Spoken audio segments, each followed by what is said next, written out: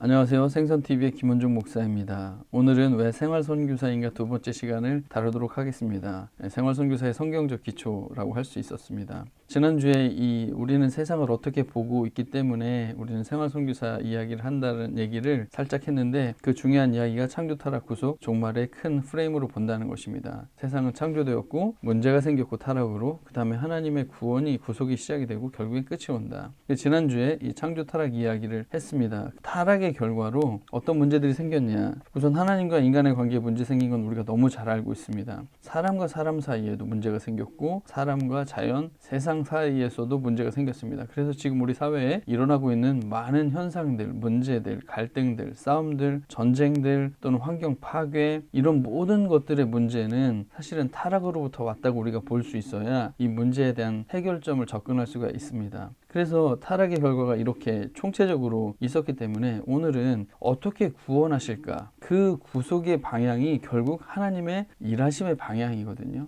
그래서 하나님은 지금 이 세상 속에서 무슨 일을 해나가고 계시는가를 우리가 알 때, 우리도 어떻게 하나님의 뜻에 따라서 하나님의 일을 동참할 것인가 하는 것을 알 수가 있습니다. 그래서 이 구속에 대해서 이해하는 것은 하나님의 일하심의 방향으로 나타나고 결국 우리의 사명과도 연결이 된다는 것입니다. 이 구속 이야기를 하려면 우리는 아브라함부터 사실 이야기를 해야 됩니다. 하나님이 아브라함에게 어느 날 갑자기 나타나셔서 그와 언약을 맺으시고 그에게 믿음을 주시고, 그리고 이렇게 믿음의 백성으로서의 삶을 시작했습니다. 이 아브라함 이야기도 해야 될 얘기가 많지만 오늘은 시간 관계상 건너뛰고 이스라엘 나라 이야기를 좀 하겠습니다. 이 아브라함의 자손, 특별히 하나님이 선택하신 이 나라가 어떻게 하나님의 구원의 역사 속에서 이 나라가 역할을 하고 있는지를 보면 우리의 생활 선교사로서의 삶의 어떤 방향을 잡는데 되게 도움이 됩니다. 이 이스라엘 나라는 하나님과의 관계가 되게 중요합니다. 모든 구원의 역사가 다 그렇듯이 특별히 이 하나의 나라로 다 만들어지는 데 있어서는 특별히 출애굽이라는 기간이 굉장히 중요했습니다. 그때 비로소 국민도 거의 200만에 가까운 사람이 되었고, 출애굽했기 때문에 주권도 생겼고, 더 이상 이제 바로의 종로를 탈 필요가 없는 거죠. 가나안 땅에 들어가기 때문에 영토도 생기고,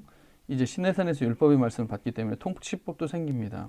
그래서 이때서야 비로소 하나의 민족으로서 하나님과의 관계가 정립된다고 할 수가 있겠습니다. 이 관계 속에서 하나님은 이 출애굽하는 과정 속에서 특히 10번의 재앙을 통해서, 또 홍해 사건을 통해서, 만나 사건을 통해서, 다양한 많은 사건들을 통해서 계속해서 나타나 주십니다. 그리고 또 성막, 구름기둥, 불기둥, 이런 많은 기적들을 통해서 이 하나님이 얼마나 놀라우신 분이신지 이스라엘 백성들 가운데 가시적으로, 실제적으로, 체험적으로 너무도 놀랍도록 가르쳐 주십니다. 그래서 이 과정을 같이 겪어왔던 이 백성들은 우리 민족의 하나님, 우리 민족을 선택하신 하나님, 그래서 하나님의 다스림을 받는 우리나라, 이런 관계가 형성이 되기 시작합니다.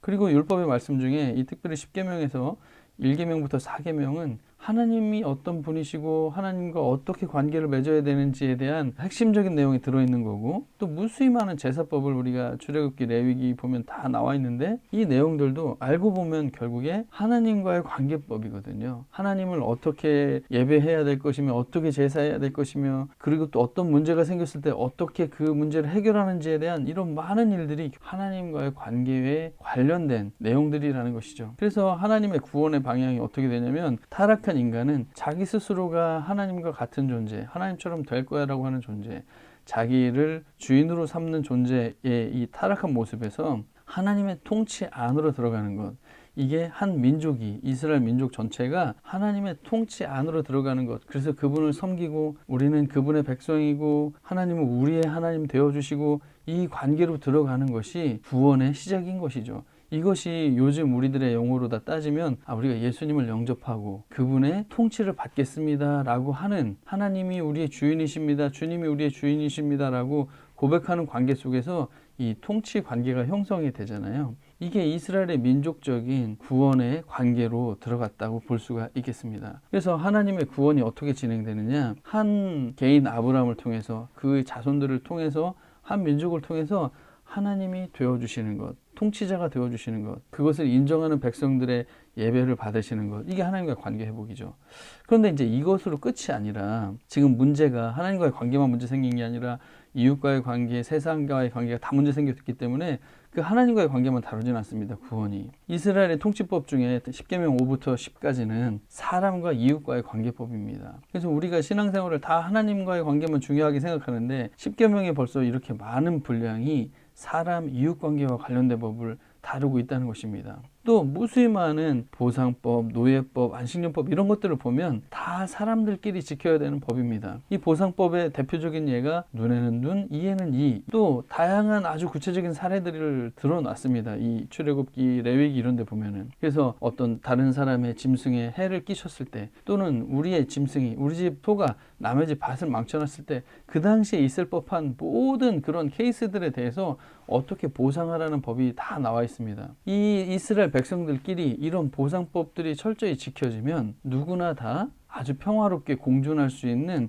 그런 하나의 어떤 민족 공동체가 형성이 된다는 것입니다. 이 이스라엘 나라 밖에서는 지금 무슨 일이 일어나고 있냐면 무수히 많은 전쟁도 일어나고 있고 착취도 일어나고 있고, 이 애굽이 그랬던 것처럼 다른 민족을 노예 삼는 일도 벌어져서 막 몇백 년 동안 노예 생활을 시키는 그런 일들이 막 지금 이스라엘 주변 밖에서는 일어나고 있는데, 이스라엘 내에서는 서로 보상법을 지키면서 하고 있다는 것이죠. 물론 노예법도 있었습니다. 그렇지만 이 하나님의 백성들에게 주신 노예법은 6년 동안 노예를 했으면 충분히 했다. 그 다음에 7년째부터는 풀어주라는 그런 법을 주셨습니다. 그러니까 사람과 사람 사이에 잘못해서 빚을 지고 노예가 되었다 할지라도 6년이면 충분하다고 하는 게 하나님의 어떤 원리입니다. 그리고 땅과도 화해가 일어나기 시작합니다.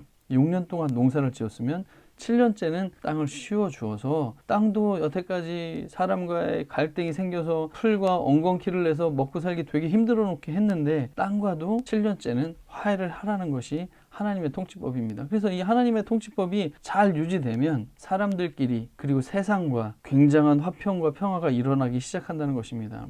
그리고 희는 토지법도 있어요. 이것은 매 50년마다 기쁜 해다 그래가지고, 이때는 특히 이스라엘 백성들이 나누어 받은 토지가 50년 동안 지내다 보면 어떤 사람은 농사를 잘 못 지어서 땅을 팔고 곡식을 사오는 일들을 반복하면서 어떤 사람들의 토지는 늘어나고 어떤 사람들의 토지는 다 빼앗기고 어떤 사람들은 부자가 되고 빈익빈 부익부 현상 같은 것이 일어나는 것입니다. 그럴 때 하나님이 주신 방법은 뭐냐면 50년째가 되면 자기 원래 토지 주인에게 돌려주라는 것입니다. 이게 때때로는 토지를 많이 열심히 노력해서 많이 가진 사람에게는 뭔가 이게 불합리한 것처럼 보이지만, 하나님의 뜻은 뭐냐면 원래 토지 자체가, 원래 모든 땅이 하나님의 것이었고 거저받은 것이기 때문에 노력한 것에 대해서 더 많은 수익을 얻을 수 있지만 이렇게 나눠주어도 이미 더 많은 것을 가지고 있기 때문에 그렇게 하라고 하신 법입니다. 그러면 이것은 사람들끼리 평화롭게 지내는 것뿐만 아니라 부모의 경제적인 실패가 자식대로 넘어가서 대대로 더 악순환으로 가는 것이 아니라 누구든지 자기 세대, 자기 토지에서 자기 농사를 지으면서 자기 사업을 일으켜낼 수 있는 그런 기반을 마련해 주는 것이고, 이것을 50년마다 다시 시작할 수 있는 기회를 주면서 이스라엘 백성으로 태어나면 50년 후에 태어나든지 100년 후에 태어나든지 1000년 후에 태어나든지 영원히 먹고 사는 문제를 해결해 주시는 하나님의 그런 방법으로 들어온다는 것입니다. 그래서